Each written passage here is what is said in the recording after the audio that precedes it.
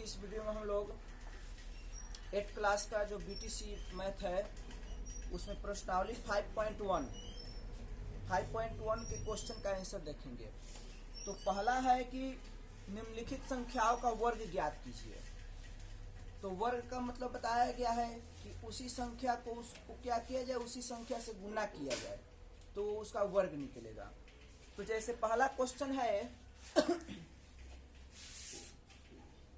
पहला का हमारा है एक नंबर क्वेश्चन 42 निम्नलिखित संख्याओं का वर्ग ज्ञात कीजिए। यानी पहला है 42 का वर्ग।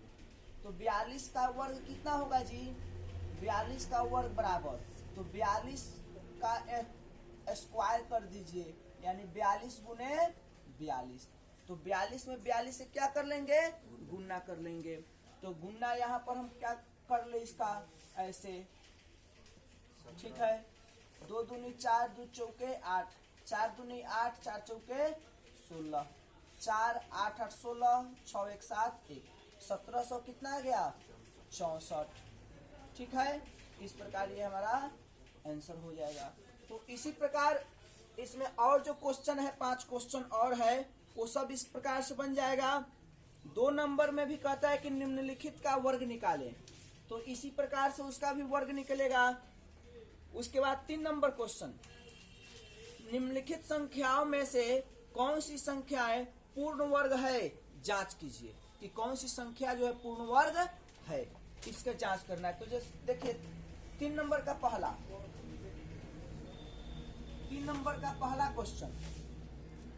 क्वेश्चन है 256। तो 256 है, तो 256 का हम क्या करें? अभाज्य गुणनखंड ज्ञात करें। अभाज्य 2 से 2 एकम 2, 2 दूनी 4 1 6, 2 8 16। ठीक है। अब फिर 2 से 2 छक 12, 2 चौके 8, 2 से 32 दूना 64, 2 से 16 दूना 32, 2 से 8, फिर 2 से 2 चौके 8, फिर 2 से 2 दूनी 4। अब देखिए यहाँ पर आपका जो 256 का जो अभाज्य गुणनखंड हो रहा है 2 गुने 2 गुने 2 गुने 2 गुने 2 गुने 2, कितने 2 है? 1 2 3 4 5 6 7 8, 1 2 3 4 5 6 7 1 8। तो देखिए यहाँ पर 2 का जो किसी कोई भी संख्या हो, यदि उसका जब जोड़ा लग जाए, तो यहाँ पर इसका जोड़ा लग गया है। जब जोड़ा लग जा रहा है तो समझिए कि ये पूर्ण वर्ग है। यदि जोड़ा नहीं लगता तो भी पूर्ण वर्ग नहीं होता। तो लिखेंगे कि चूंकि यहाँ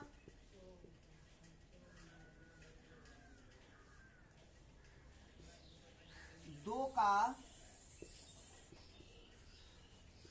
जोड़ा प्राप्त हो रहा है, जोड़ा अंक प्राप्त हो रहा है, प्राप्त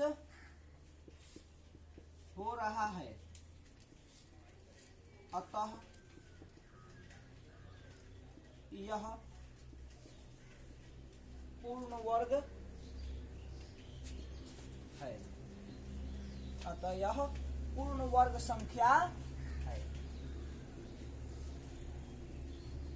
ठीक है। और जिसमें यदि जोड़ा नहीं प्राप्त हो वो पूर्ण वर्ग नहीं होगा। ठीक है, इसमें कोई दिक्कत नहीं होगा। अब जैसे मान लीजिए एक 2 नंबर क्वेश्चन देख लेते हैं 360।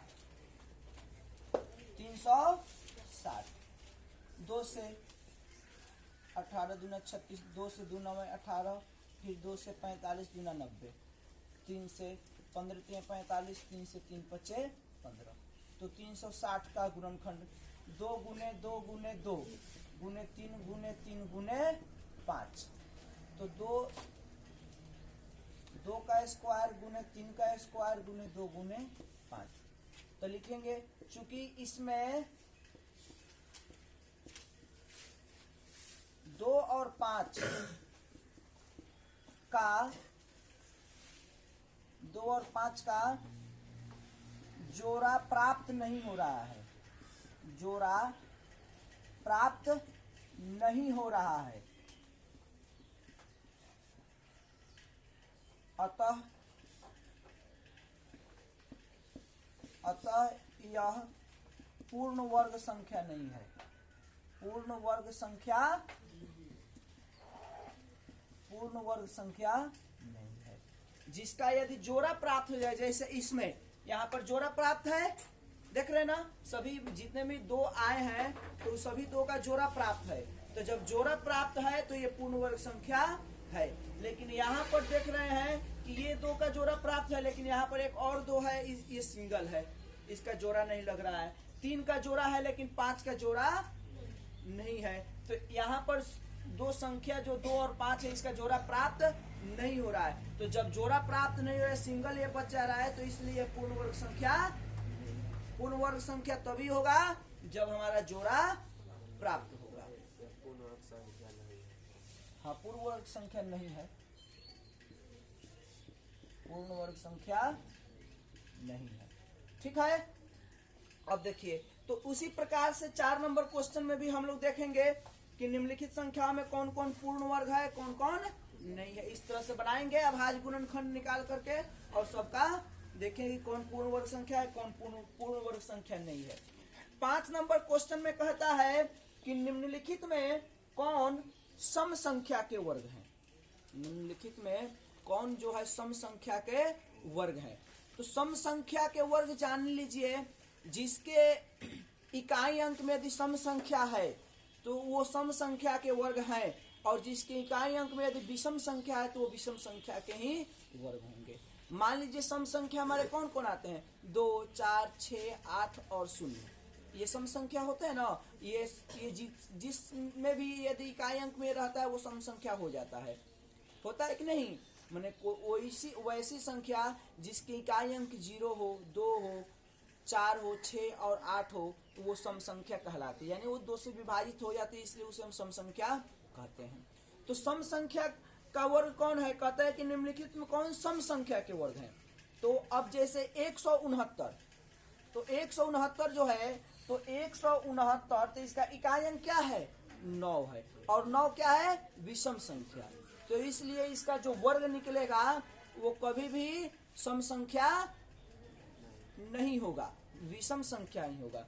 लेकिन आपका है 196, तो इसमें जो इकाई अंक आपका है 6 है, इसमें इकाई अंक क्या है, 6 है, और 6 जो है सम संख्या है। 6 क्या है, सम संख्या है। तो इसलिए इसका जो वर्ग होगा ये सम संख्या के वर्ग होगा, क्योंकि ये 14 का वर्ग है। ये किसका वर्ग है, 14 का। 14 का जब वर्ग करेंगे तो 196 हो जाएगा कि नहीं हो जाएगा।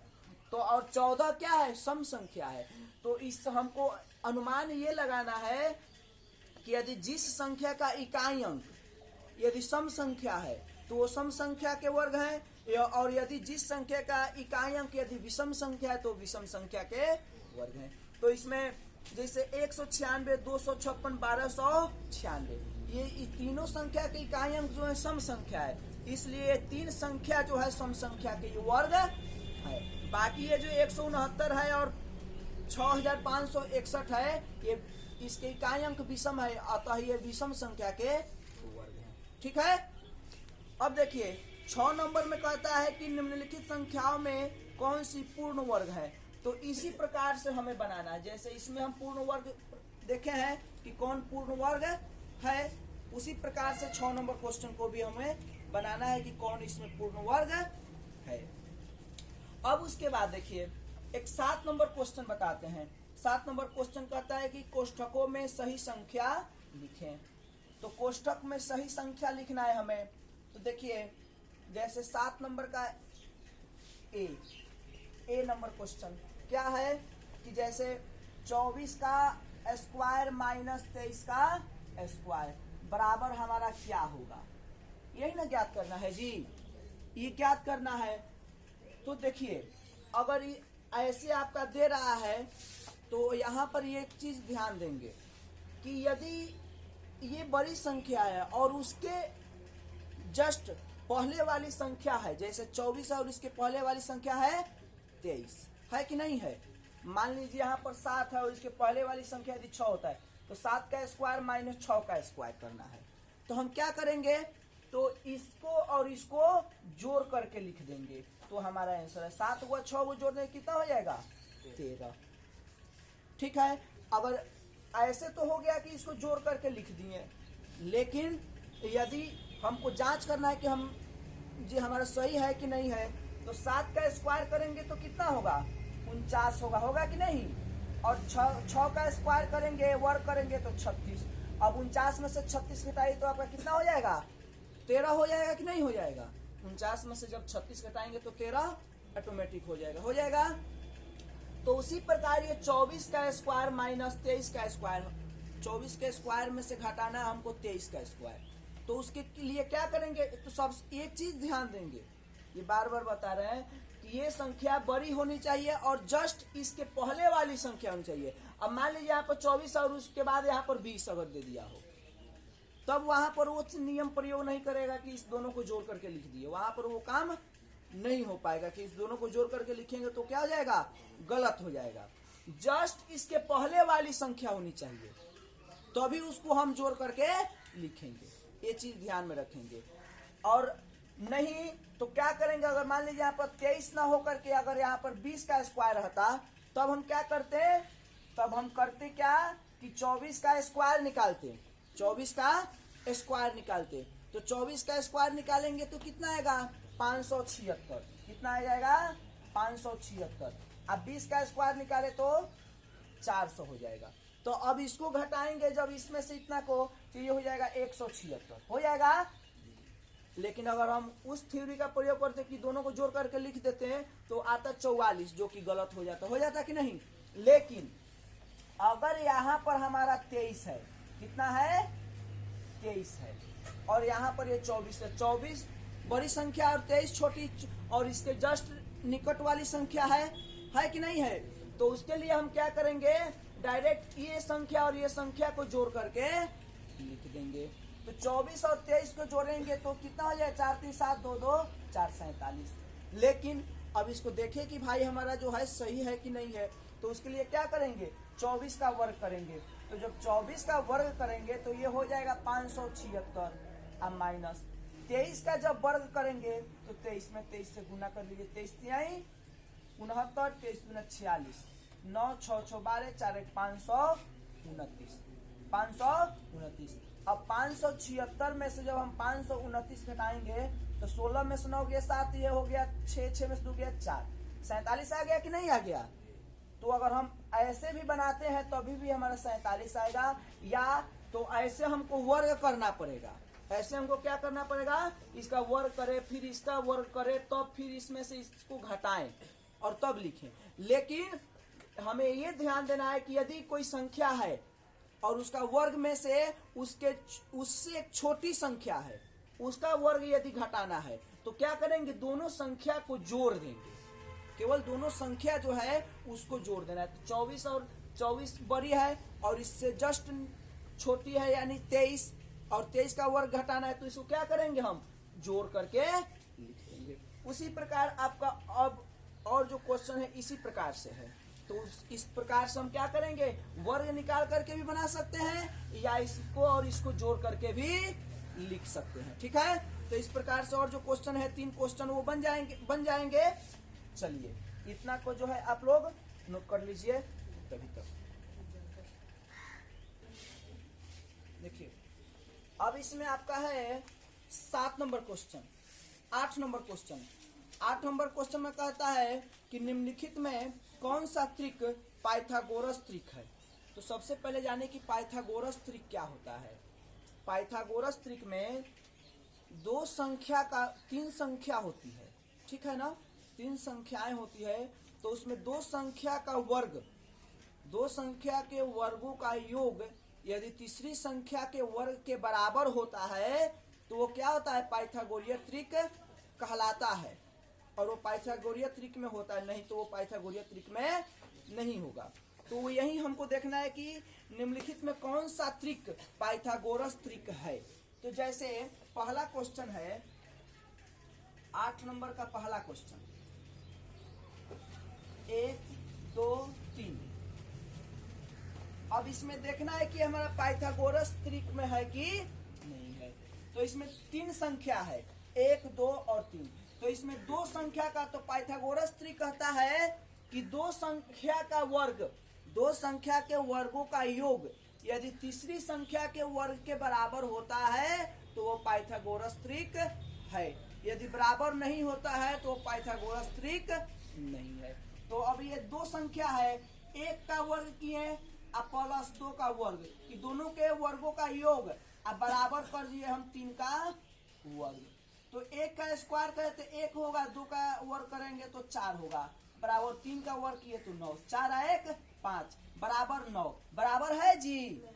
तो जब ये बराबर नहीं है तो यह पाइथागोरस त्रिक, यह कौन सा त्रिक यह पाइथागोरस त्रिक नहीं है, यह पाइथागोरस त्रिक,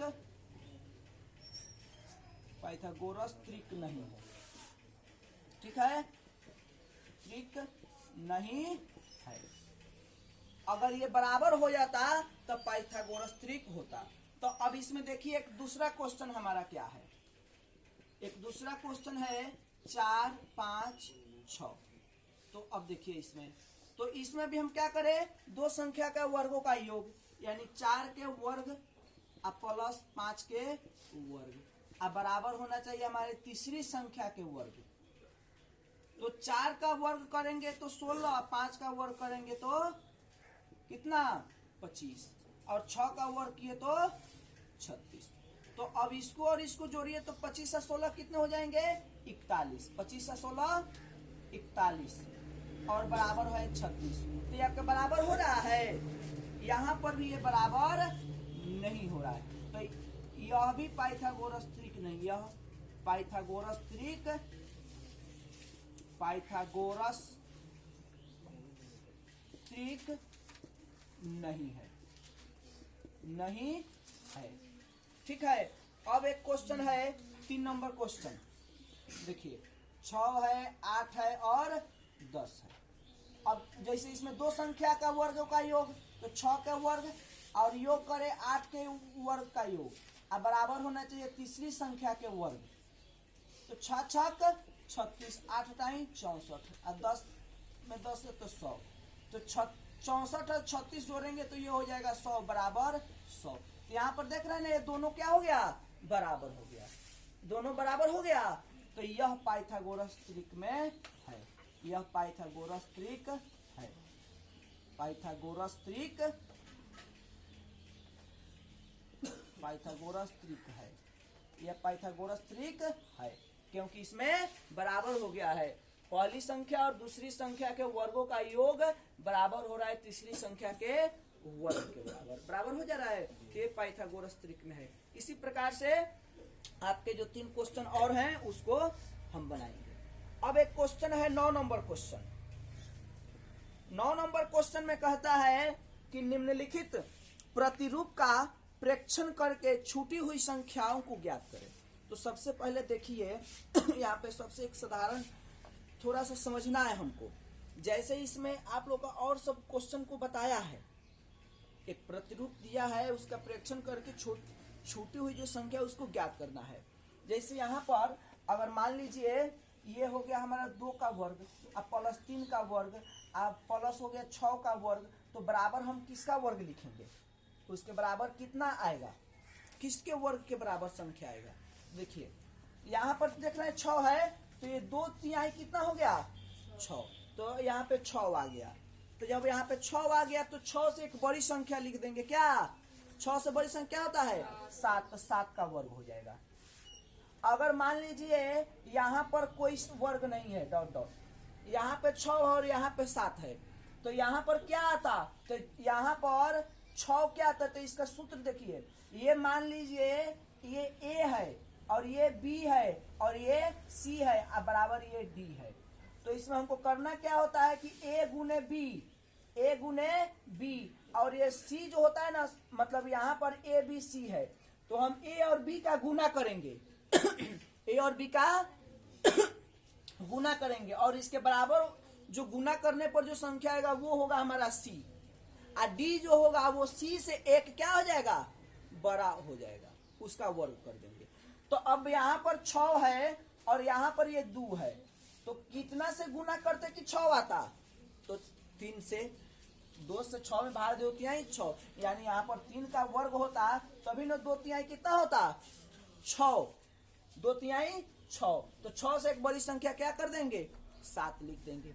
अगर ये भी समझ में नहीं आता है तो 2 का वर्ग करे तो कितना आया 4, और 3 का वर्ग किए तो कितना आया 9, और 6 का वर्ग किए तो कितना आया 36, और 7 का वर्ग किए तो अब देखिए यहाँ पर, अभी इसको छोड़िए, यहाँ पर ये चीज नहीं है, तो 9 4 13, 13 और 36 कितने होंगे 49, जो और 49 किसका वर्ग है, तो 49 7 का वर्ग है, 49 किसका वर्ग है 7 का वर्ग है। तो यहाँ पर ध्यान देना है कि ये 2 का वर्ग है, ये 3 का वर्ग है, तो ये यहाँ पर किसका वर्ग हो जाए तो 2 तिहाई 6 का वर्ग, और यहाँ पर क्या हो जाए तो 6 से एक बड़ी संख्या 7 का वर्ग। यदि इस रूप में क्रमानुसार है तो, और नहीं तो यहाँ पर यदि मान लीजिए 4 होता है यहाँ पर 6 होता है, तो 2 चौके 8, यहाँ पर तो 8 नहीं है, नहीं ना है, तब तो वहां पर हम 6 से बड़ी संख्या लिखेंगे एक, तो गलत हो जाएगा, वहां पर वो क्या हो जाएगा गलत। तो तब क्या करेंगे, तो इसका वर्ग करे, इसका वर्ग करे, इसका वर्ग, तीनों वर्गों का क्या करे जोड़ करके तब लिखेंगे। लेकिन यदि क्रमानुसार है, जैसे यहाँ पर है 2 का स्क्वायर 3 का स्क्वायर, यानी 2 तिहाई 6, अगर ये बात ये नहीं है कि अगर मान लीजिए 5 का वर्ग यहाँ पर रहता, यहाँ पर 8 का वर्ग रहता तो 5 8 कितना होता 40, और यहाँ पर 40 का वर्ग होता, तब यहाँ पर हम क्या चीज का वर्ग कर देंगे डायरेक्ट, 40 से एक बड़ी संख्या 41 का वर्ग कर देंगे। ठीक है, समझ में आ रहा है कि नहीं, तो 41 का, लेकिन इसके गुणनफल के बराबर यहाँ का वर्ग होना चाहिए, तब उससे एक बड़ी संख्या लिखेंगे। लेकिन यदि गुणनफल से बड़ी नहीं है, मान लिया यहाँ पर 6 का वर्ग है, तो अगर 5 6 के 30 यहाँ पर, लेकिन यहाँ पर है 40, तब क्या करेंगे, तो यहाँ पर 41 का वर्ग नहीं होगा, तब उसके बाद हम करते क्या कि इसका वर्ग निकाल करके लिखते, फिर इसका वर्ग निकाल करके लिखेंगे, फिर इसका वर्ग निकाल करके लिखेंगे, तीनों को जोड़ करके तब उसको लिखेंगे, और तब उसका देखें कि ये किस संख्या का वर्ग है। ठीक है, तब फिर उस संख्या को हम लिखते हैं। लेकिन यदि क्रमानुसार में है तो लेकिन इसमें आपका सभी क्वेश्चन जो है क्रमानुसार में है। अब जैसे इसी में का तीसरा क्वेश्चन कहता है, देखिए जैसे इसे 9वां का तीसरा नंबर क्वेश्चन कि 4 का वर्ग प्लस डॉट डॉट अब वर्ग अब प्लस डॉट डॉट वर्ग इक्वल टू 21 का वर्ग। तो अब देखिए यहाँ पर तो 20 होगा, तभी ना 20 से एक बड़ी संख्या 21 होगा, तो यहाँ पर कितना होगा, तो 21 है, तो 21 से एक कम हो जाएगा क्या 20, क्योंकि 20 का वर्ग होगा तभी ना यहाँ पर 21 होगा।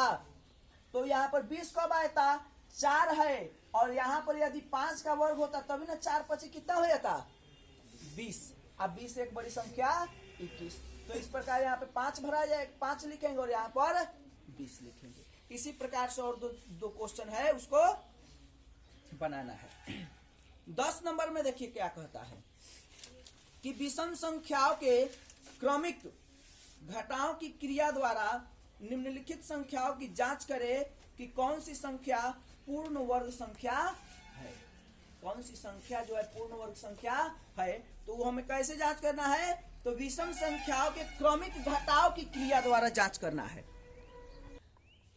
देखिए तो इसमें जांच करना है, तो हम क्या करेंगे, जैसे पहली संख्या है हमारी 81, पहली संख्या क्या है 81, तो 10वां का पहला समझिए 81 हमारा पहली संख्या है, तो इसमें हमको करना क्या है, देखिए ध्यान दीजिए 81 में से हम क्या करें, पहले विषम संख्या, पहली विषम संख्या क्या है 1 है। विषम संख्या जब हमारा क्रमानुसार इसको घटा करके और देखना है कि ये विषम संख्या ये पूर्ण वर्ग संख्या है कि नहीं है, माने इसमें कहता है कि क्रमिक घटाओं की क्रिया द्वारा निम्नलिखित संख्याओं की जांच करें कि कौन सी संख्या पूर्ण वर्ग संख्या है। तो क्रमानुसार विषम संख्या को घटा करके देखना है। तो सबसे पहले हमारा विषम संख्या क्या है 1, तो 81 में से 1 घटाएं तो कितना आया 80। अब फिर क्या करें, 80 में से 1 के बाद कौन सी संख्या आती है विषम संख्या 3, 1 3 5 7 9 ये सब विषम संख्या होती है ना। तो अब 3 घटाएं, क्या किए 3 घटाएं, तो 80 में से 3 घटेगा तो कितना आ जाएगा 77। अब फिर 77 में से हम क्या किए रहे हैं, 3 के बाद क्या आती है 5, तो 77 में से 5 घटाते हैं तो कितना आ जाएगा 72। और फिर यहाँ पर 72 में से हम क्या करें 7 घटाएं तो कितना आ जाएगा, 12 में 7 गया 5 यानी 65। अब फिर 65 में से हम 9 घटाएं तो कितना होगा 15 में से 9 गया 6, ये हो गया 5 56। और फिर उसके बाद 56 में से हम 11 घटाएं तो 56 में से 11 घटाएंगे तो कितना हो जाएगा 45। कितना होगा 45। फिर 45 में से 11 के बाद क्या होता है 13, तो 13 घटाएं तो कितना हो जाएगा, 5 में से 3 गया 2 और 4 में से 1 गया 3, 32। उसके बाद 32 में से हम 13 से बड़ी संख्या क्या होती है 15, 15 घटाएं तो 32 में से 15 घटाएं तो कितना हो जाएगा 17। उसके बाद देखिए 17, 17 में से 15 से बड़ी संख्या क्या होती है 17, विषम संख्या 17, 17 में से 17 घटाए 0। जब विषम संख्या को जो है क्रमानुसार हम घटाते चलेंगे और अंत में जब 0 आ जाएगा तो समझिए कि हमारा ये पूर्ण वर्ग संख्या है। तो यहाँ पर 0 आ गया तो ये पूर्ण वर्ग संख्या है, और यदि 0 नहीं आता तो पूर्ण वर्ग संख्या नहीं होगा।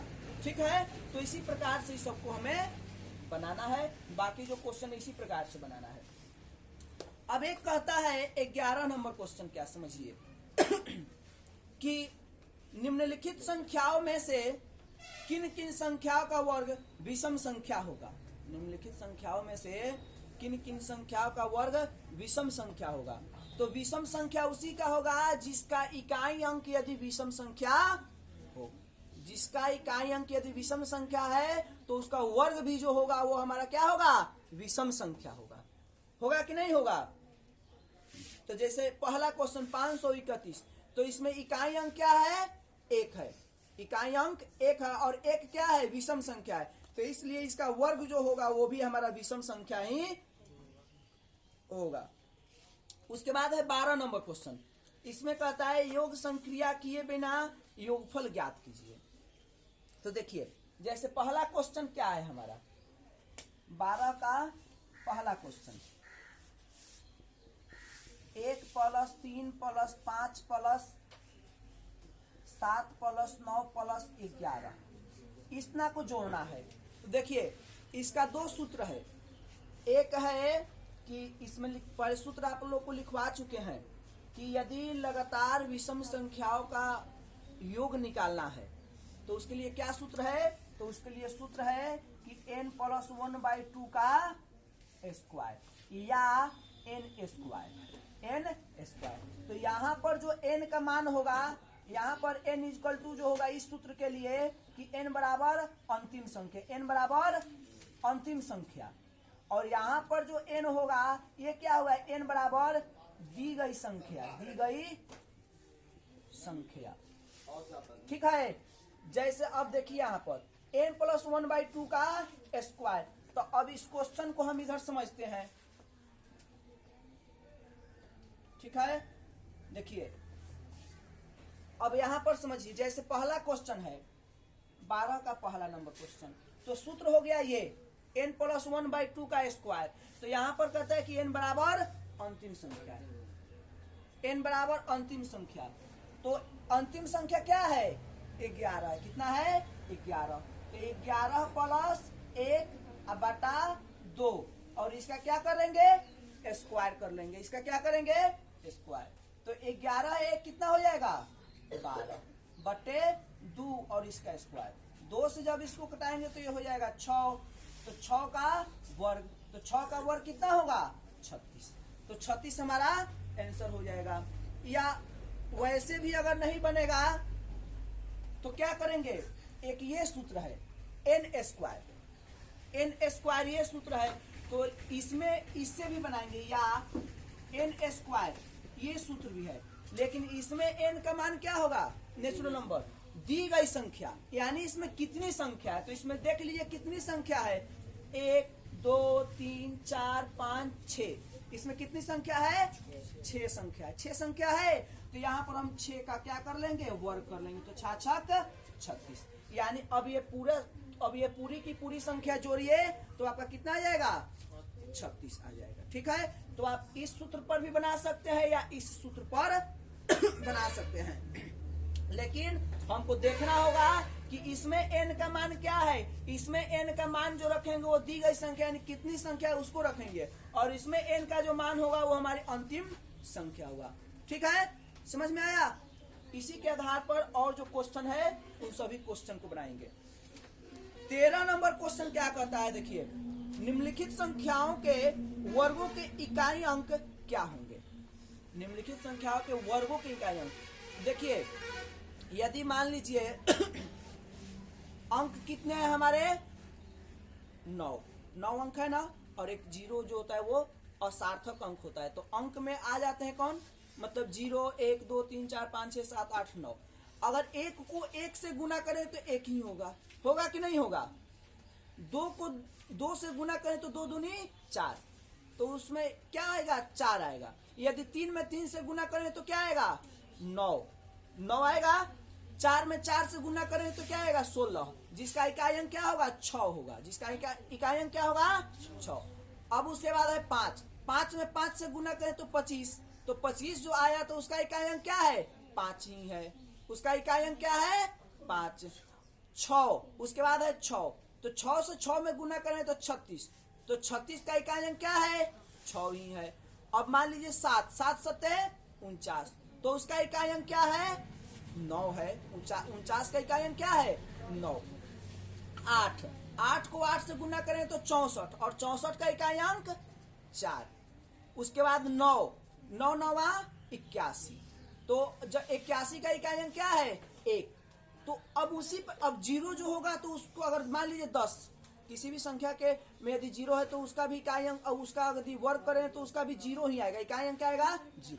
अब मान लीजिए जैसे पहला क्वेश्चन है 13 नंबर के 1 में कि 25, तो कहता है कि वर्गों के इकाई अंक क्या होंगे।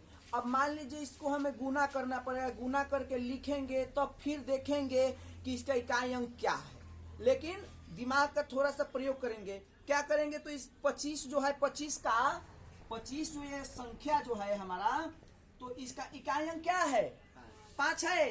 तो अभी हम आप लोगों को जो 9 अंक जो है उसका हम बता दिए। 5 को यदि 5 से गुना करें तो 25 आएगा, तो 25 में इकाई अंक क्या आएगा 5 ही आएगा। और 25 को भी 25 से यदि गुना करते हैं तो 625, तो 625 जो आया तो उसमें इकाई अंक क्या आया 5 ही आया। 100 एक देख लीजिए 1 2 3 4 5 6 7 8 9, अगर एक है किसी संख्या